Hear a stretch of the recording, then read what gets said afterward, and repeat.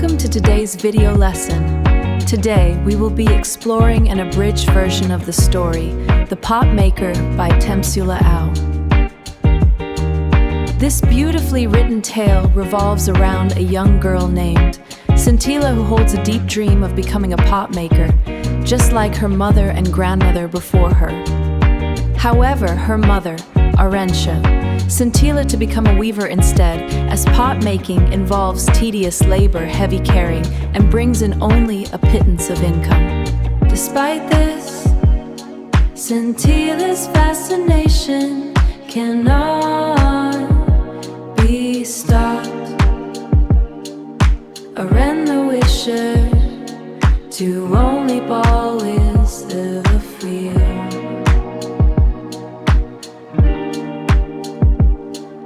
Despite this, Sentila's fascination cannot be stopped.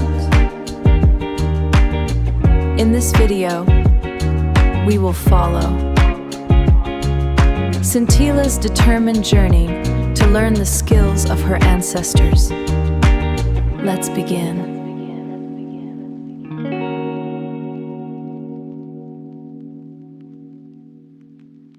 Welcome to another learning session with Paul Academy.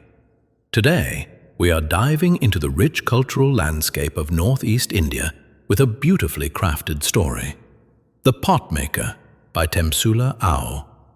This narrative explores the deep connection between tradition, personal passion, and the struggles of passing down generational skills. Let's begin our journey into Sentila's world. Ever since Sentila was old enough to accompany her mother to the fields, she harbored a secret dream. She wanted to shape the earth. She wanted to become a pot maker, just like her mother and grandmother before her.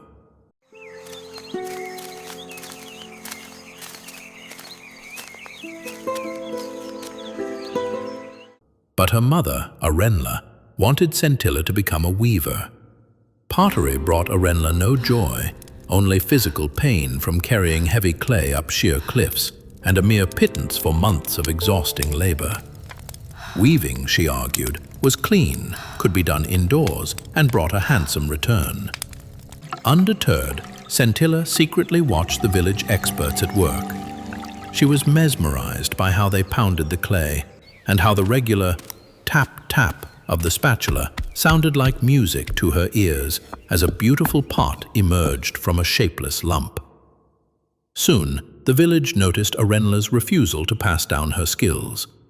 The council summoned Sentila's father, Mesoba, reminding him that the tradition and history of their people did not belong to any one individual, but had to be passed on. Honorable elders, we have prepared the clay as instructed, but we need your guidance on the construction of the new firing shed before the rains come. Reluctantly, Arenla began to teach her daughter. That's it, gently. Feel the shape. I'm doing it. Look, it's perfect. Sentila quickly learned to dig the gray and red clay and turn it into malleable dough. But when it came to shaping the pot, she failed miserably. For a whole year, she could not learn from her mother, watching in frustration as Arenla easily took over the task.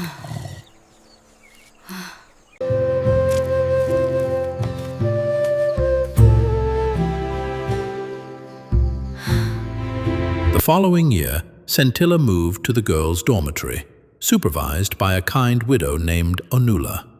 Welcome, child. You can put your things here by the window. Thank you, Auntie. It is very peaceful. One evening, seeing Sentila's clumsy, tense efforts, Onula approached her. "Don't worry, little one," she said. "I shall teach you how to make a perfect pot." With a confidence she had never felt before, Sentila followed Onula's gentle instructions. For the first time, she created a beautiful pot. Armed with new wisdom, she went back to observing her mother, finally understanding the subtle rhythms and slackened movements required to perfect the craft. On a bright, sunny day, the ultimate test arrived. Complaining of a severe headache, Arenla left the workshed, telling Sentila to make as many pots as she could. Suddenly, Sentila found her momentum. Like a sprinter, she worked with astonishing speed and dexterity, matching her mother's legendary skill. Exhausted but proud, having made just one part short of her mother's tally, Sentila went into the house. But at the threshold, she found her mother lying lifeless on the floor. The village mourned the tragic loss of their master potter. In the aftermath, Onula stepped into the slightly open workshed. She stopped dead in her tracks. There, sitting in perfect symmetry, were two neat rows of newly made pots. There was absolutely nothing to tell one batch from the other. Onula stood in the place of wonder, absorbing the profound revelation before her. Arenla was gone, but her legacy was safe. A new potmaker was born. And so, the tradition lives on. The potmaker leaves us with a profound message about perseverance, the true value of our heritage, and the undeniable force of passion. As you reflect on Sentila's journey, consider what skills and traditions hold meaning in your own lives. Thank you for watching this presentation by Paul Academy. Keep learning, keep exploring, and we will see you in the next lesson.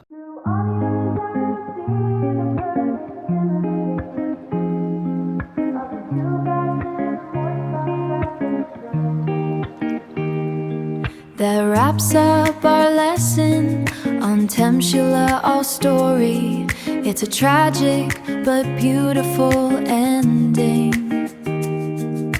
Just as Sentila finally masters the craft and works with the same dexterity as her mother, she finds her mother lifeless. She finds her mother lifeless at the threshold. Through Onula's eyes we see the perfect symmetry of the two batches of moist pots left in the shed. This profound revelation shows us that a new pot maker was born.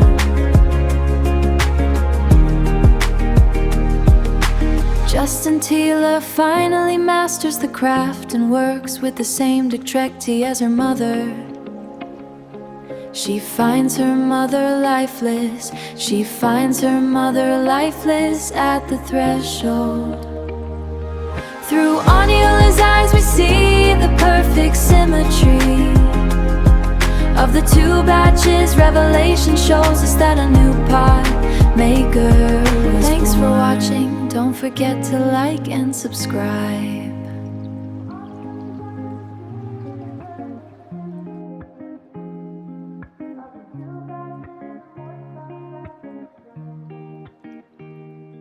That wraps up our lesson on Temsula